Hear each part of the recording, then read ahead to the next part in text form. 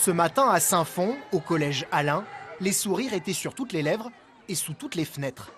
Plus de 400 portraits d'élèves, de professeurs et de membres du personnel ont été affichés sur les murs de l'établissement. Une façon d'égayer ce vieux bâtiment des années 70 dont la rénovation se fait un peu attendre. Ça sert à s'amuser, à donner une bonne image au sens propre et figuré. Ça donne une joie de vivre, en gros, ça fait beau. Même ce matin, il y avait des élèves qui regardaient leurs photos, ils rigolaient entre eux, des élèves qui n'avaient jamais parlé ensemble. En gros, ça les a rapprochés.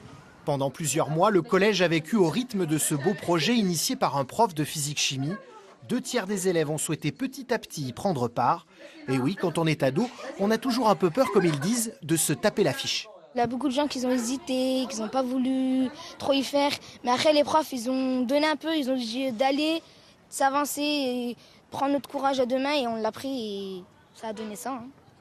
C'est chouette. C'est chouette, c'est très chouette. Mais le but de cette longue aventure collective n'était pas seulement de créer un album de famille géant, c'était aussi d'afficher très haut et en grand que la vie en zone d'éducation prioritaire n'est pas toujours celle qu'on imagine. Des gens ils disent que c'est pas un très bon collège parce qu'il y a des élèves qui viennent de banlieue. Et je trouve qu'en mettant ces affiches et en faisant ce projet, ça a donné de la valeur à ce collège et je trouve que c'est bien.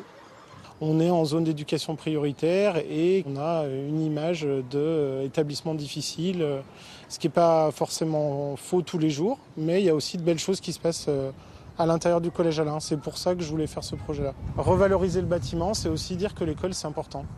Donc voilà, c'est important d'y venir et c'est important d'y venir pour y travailler. Preuve de l'implication des élèves, ils sont plus d'une quarantaine à être venus le 1er mai coller leurs portraits.